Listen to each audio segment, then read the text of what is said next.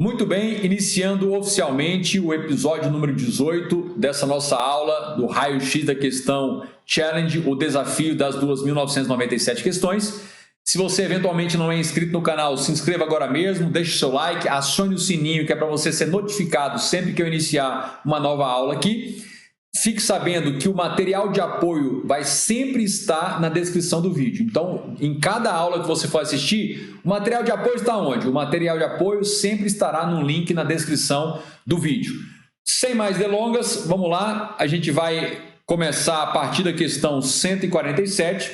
Questão 147, o enunciado diz o seguinte: Marina, funcionária pública, pediu ao motorista do automóvel posto à disposição do cargo que ela ocupava que no horário do expediente levasse seus filhos à escola.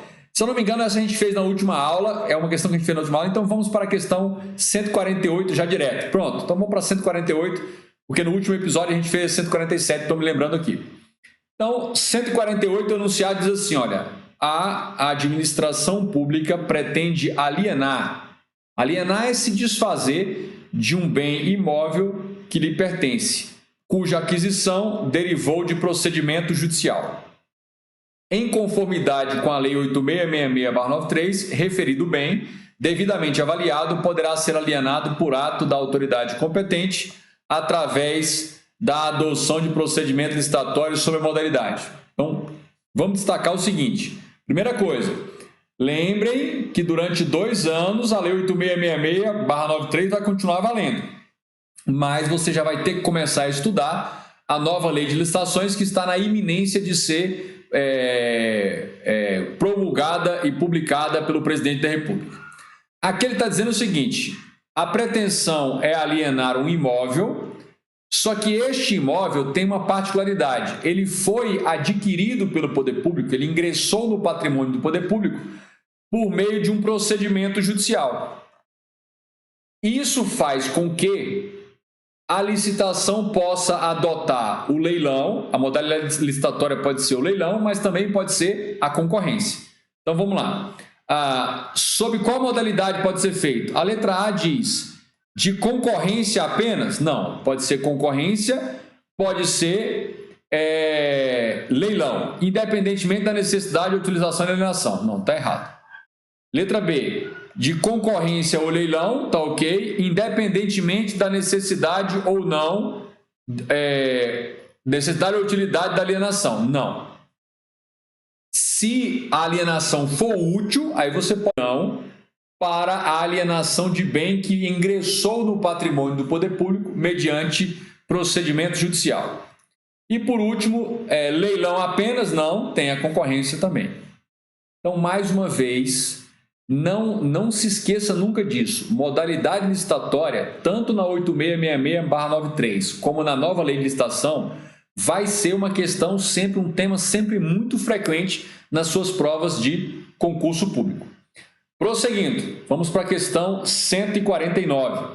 Questão 149, o enunciado diz o seguinte: os atos administrativos, manifestações de vontade da administração pública, devem observar os requisitos legais para vigência, validade e eficácia.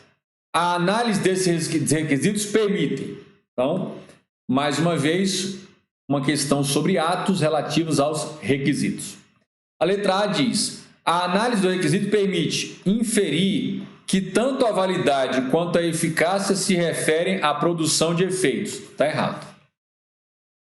A validade refere-se à adequação, à conformidade do ato com o que determina a lei.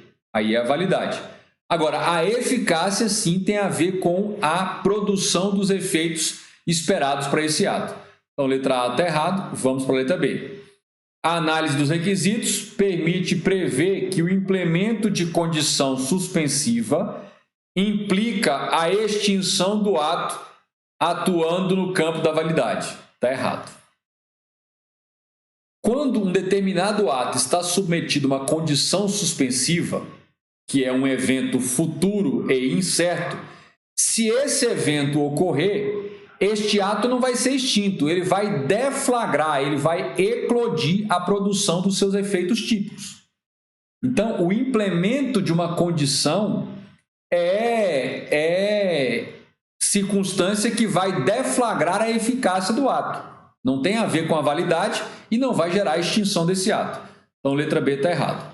Letra C, a análise dos requisitos permite concluir que a validade e a eficácia depende da vigência do ato administrativo, não sendo o inverso necessariamente verdadeiro.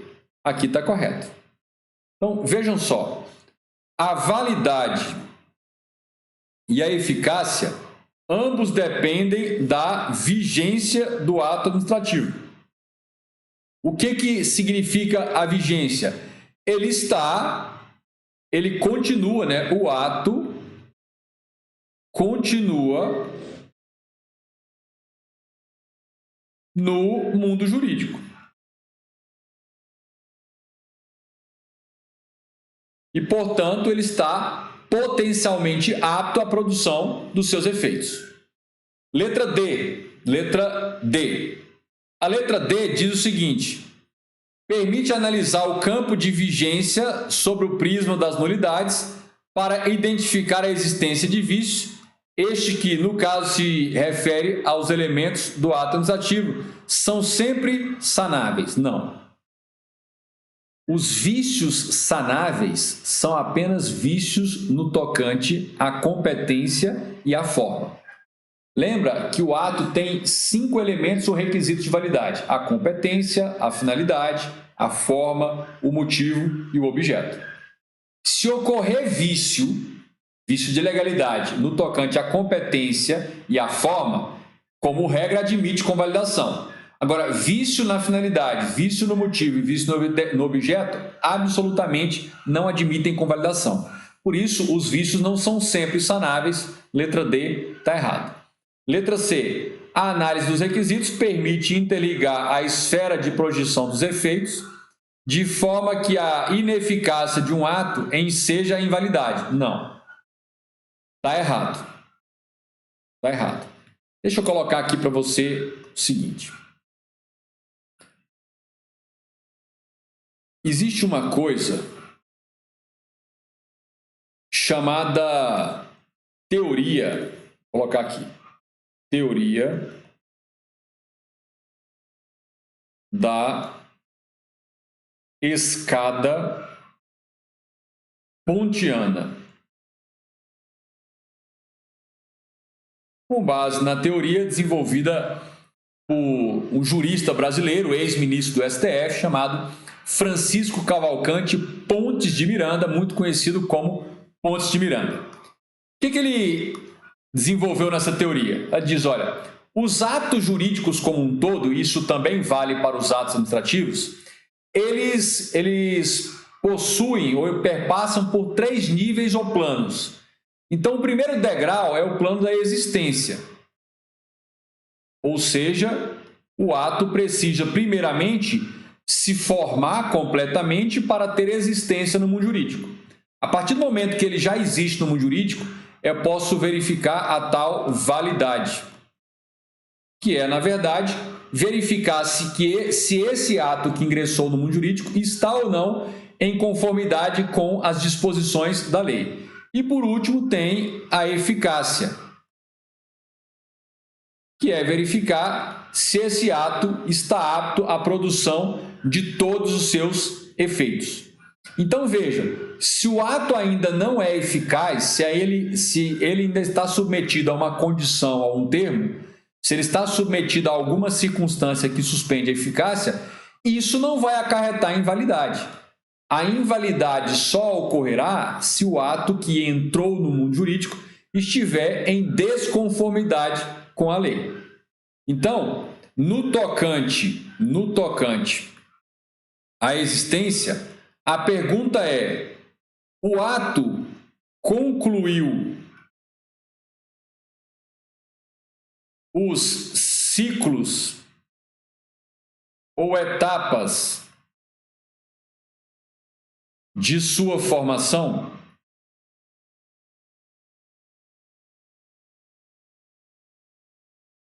Se a resposta for sim, a gente tem um ato perfeito. E vejam que perfeição para o ato não significa estar de acordo com a lei. Significa estar pronto e acabado, ter concluído todo o seu ciclo ou etapas de formação. No tocante à validade, a pergunta é se o ato está ou não de acordo com a lei, com a ordem jurídica. Se a resposta for sim, a gente tem um ato válido. E a eficácia tem a ver com que se o ato já está apto à produção de todos os seus efeitos típicos. Se a resposta for sim, a gente diz que o ato é eficaz. Se a resposta for sim, dizemos que o ato é eficaz. Então, a falta de eficácia não é causa de invalidação do ato. Presta atenção neste aspecto. Prosseguindo, vamos para a questão número 150. Questão 150 diz o seguinte, o enunciado: a concessão de uso é instrumento jurídico por meio do qual a administração. Essa concessão de uso, não custa você lembrar o seguinte, é concessão de uso de bem público. Então, é instrumento jurídico por meio do qual a administração obriga particulares, necessariamente pessoas jurídicas, ao desenvolvimento de atividade de interesse público, vedado o uso exclusivo e privativo? Está errado. Concessão de uso tem a ver com o uso de bens. Então, vamos lá, letra B.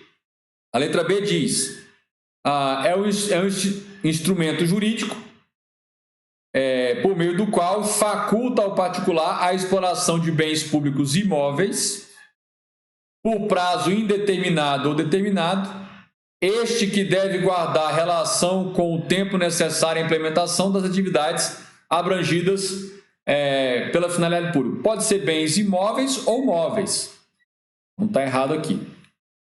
150 diz, é o instrumento jurídico por meio do qual contrata com o particular a prestação de serviço. Não, não é contrato de prestação de serviço, é uso de bem, é facultar ao particular o uso, a fruição de um bem público. Além disso, outorga ao particular a execução de serviço, não tem a ver com a execução de serviço. E a letra E, confere ao particular, por prazo determinado no contrato celebrado, a utilização de bens públicos imóveis, podendo ser remunerado gratuito, observado o interesse público. É correto, é o mais correto. Lembrando que pode ser bens públicos imóveis, mas também pode ser bens públicos móveis. Fiquem atentos a esse detalhe. Muita atenção a esse detalhe. Tem uma pergunta aqui da Adriane, está perguntando assim, a vigência tem a ver com qual ponto da escada pontiana? Tem a ver com a existência. Se o ato ainda existe no mundo jurídico, significa que ele está vigente. Bacana? Por quê? Porque a extinção do ato é retirar a existência do mundo jurídico, aí ele para de ter vigência. Então, a vigência está conectada, tem a ver com a existência, a permanência e a existência desse ato no mundo jurídico. Prosseguindo, questão 151. Questão 151, vamos lá. O enunciado da questão 151 diz o seguinte: a Secretaria de Cultura de determinado ente federado pretende adquirir obras de arte para compor o acervo de um renomado museu cuja gestão é de sua responsabilidade. Parte das obras será recebida em doação e parte será adquirida de colecionadores. Quanto à aquisição das obras, considerando que se trata de ente público, o adquirente, e aí a gente vai pela letra A, poderá comprar as obras de arte com dispensa de licitação, desde que a autenticidade e o valor dessas obras tenham sido conferidos e comprovados. Correto. Isso está no artigo 24 da Lei 8666/93. Professor, mas se vai comprar uma obra de arte com autenticidade certificada, não é um objeto único, só tem aquele quadro lá do Portinari. É um item único. Mas na sua prova de concurso, se ele não falar que se trata de um objeto exclusivo, único, um único fornecedor, mas ele está falando de uma obra de arte com a autenticidade comprovada certificada, você vai aplicar o artigo 24, porque é assim que está na lei. Fique atento a isso aí.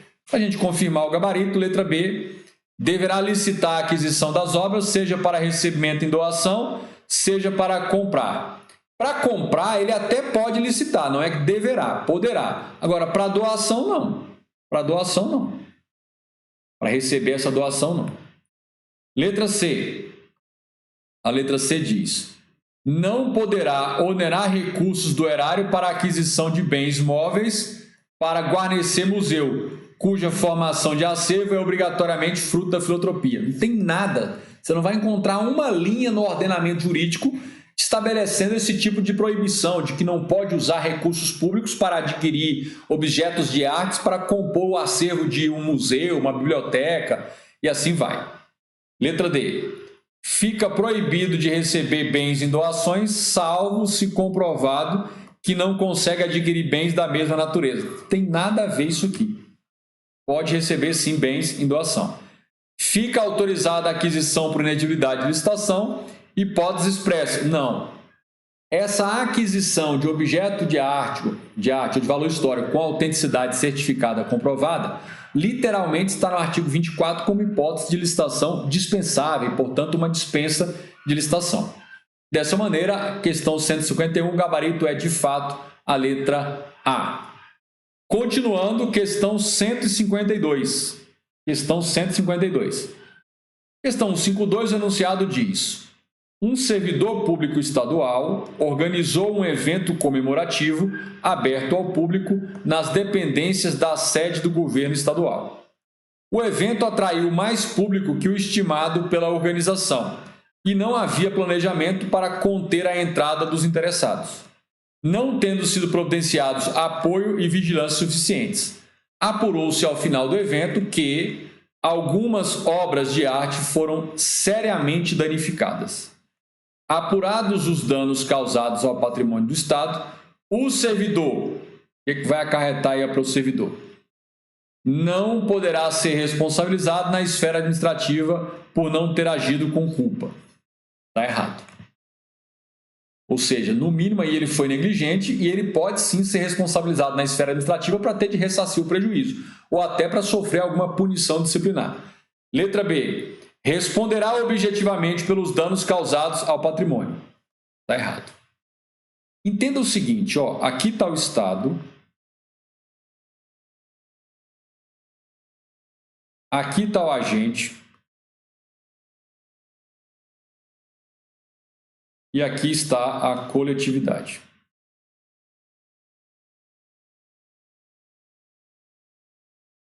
Bom, se o prejuízo causado desfalcou só o patrimônio do Estado, a responsabilização por ressarcimento aqui é sempre na forma subjetiva.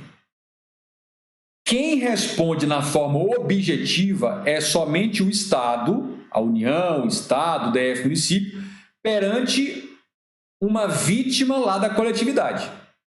O agente público, quer de forma direta, quer de forma regressiva, ele responde na forma subjetiva. Ou seja, tem de comprovar dolo ou culpa. A responsabilização pelo ressarcimento de prejuízos do agente em relação ao Estado é sempre na forma subjetiva. Continuando, letra C. A letra C diz o seguinte. Letra C diz o seguinte: não incidirá em responsabilidade por se tratar de caso fortuito, excludente de responsabilidade civil. Está errado.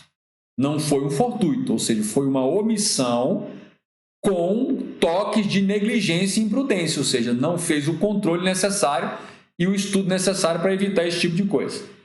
Letra D. Poderá responder a processo para imputação de ato de improbidade na modalidade que causa lesão ao erário. Está perfeito.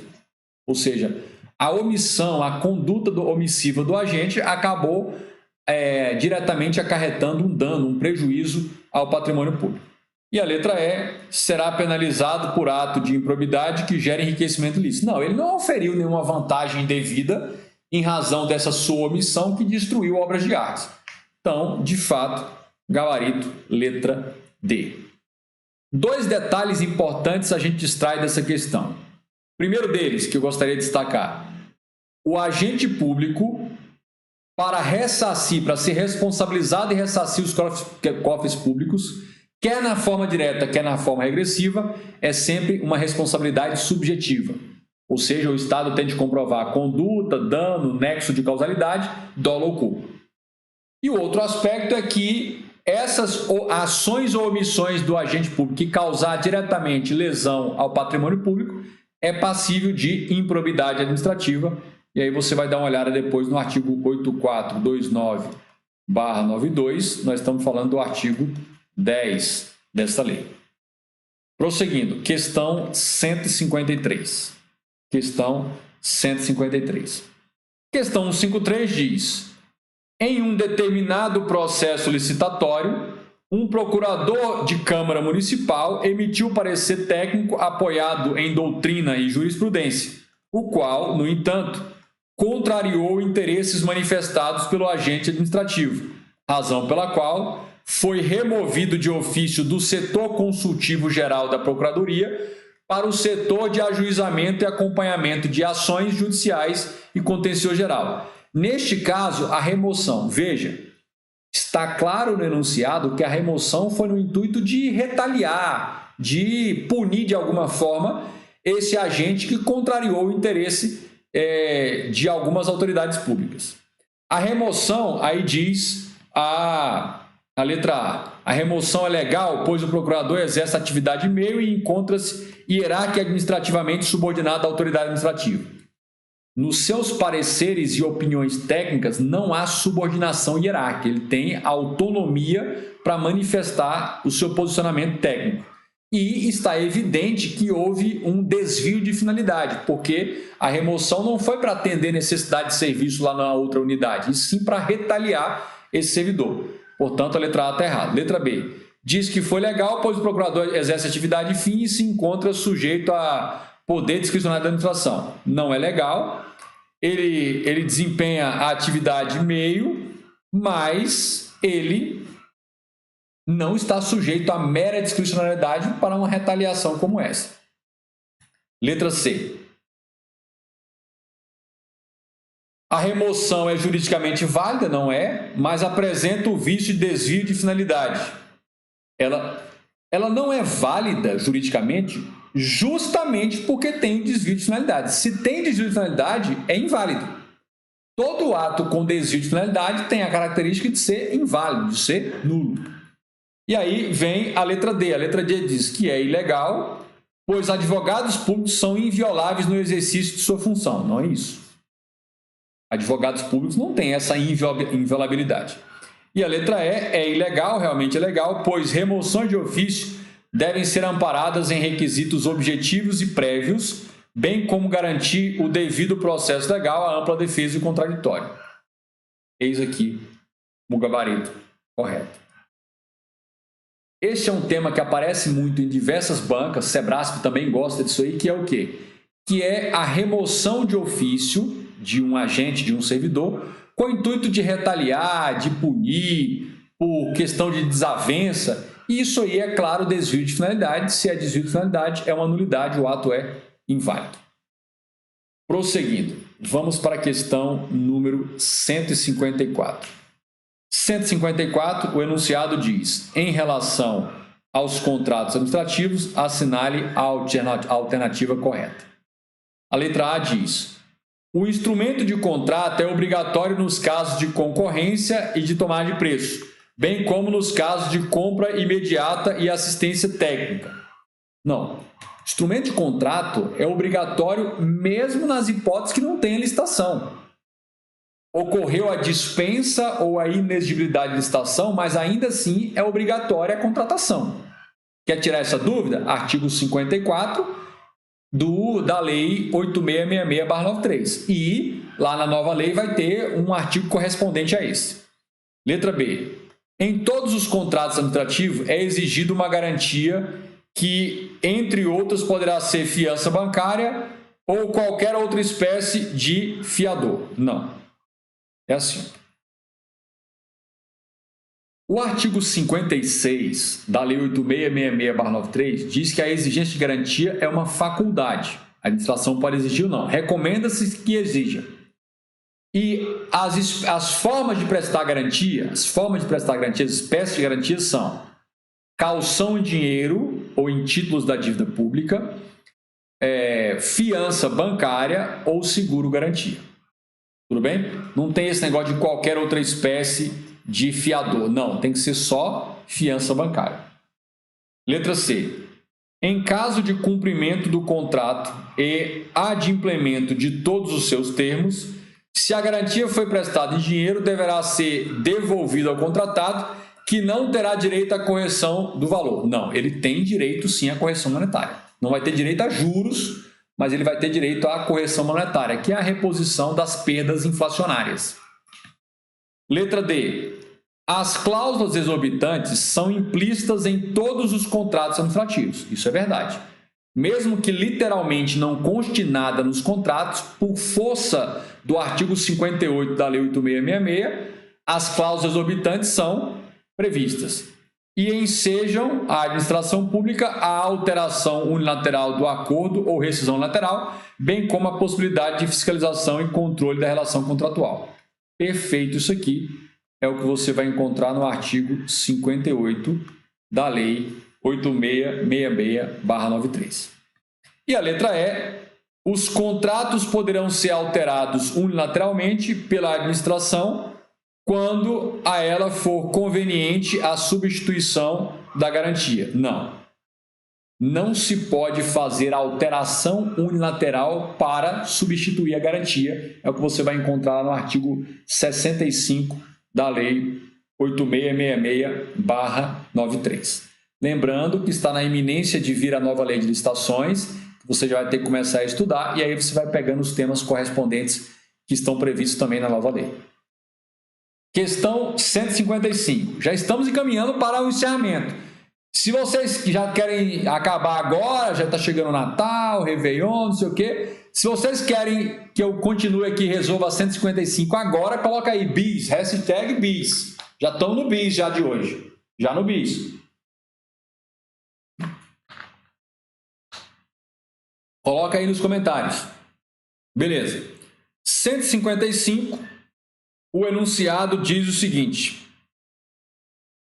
o dever de fiscalizar os atos de seus subordinados, anulando-os se ilegais ou revogando-os se forem inconvenientes ou inoportunos, bem como de delegar e avocar atribuições, derivam de qual poder? Então, o que ele está querendo saber? Olha, fiscalização de atos, dos próprios atos, dos subordinados, anulação, revogação e delegação e avocação.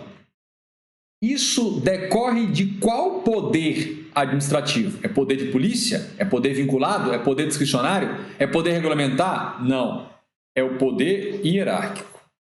Questão essa aqui é Teletubby. Essa questão é Teletubby. Beleza. Para fechar com chave de ouro, vamos para 156.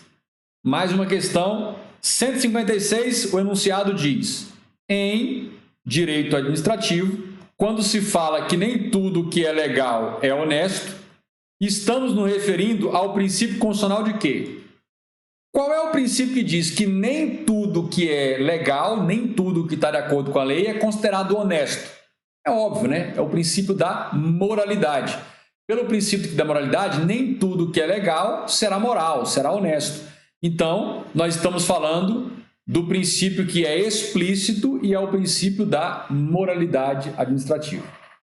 Para atuar de acordo com a moralidade administrativa, que está explícito no artigo 37 da Constituição Federal, não basta praticar o ato de acordo com a lei.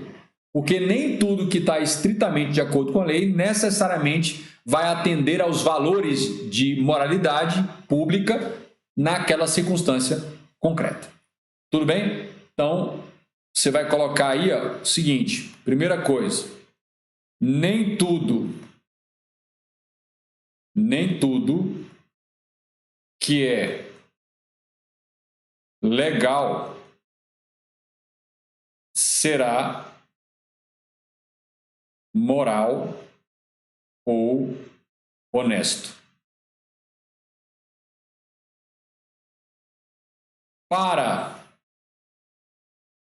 atuar de acordo com a moralidade,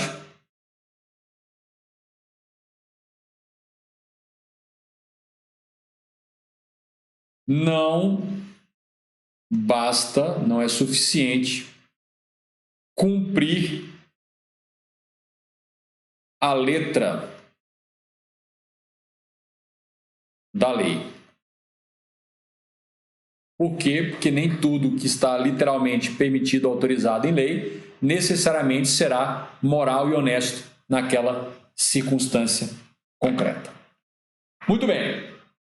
Chegando ao final aí de mais um breve episódio do nosso raio-x da questão, encerrando aí a nossa semana. Na próxima semana, a gente vai ter que excluir o Natal, né? Mas o dia que não for Natal, a gente vai ter raio-x. O dia que não for véspera de Natal, aí dia de Natal, a gente vai ter sim o nosso raio-x da questão. Beleza? Muito obrigado por sua participação aqui na nossa live de hoje.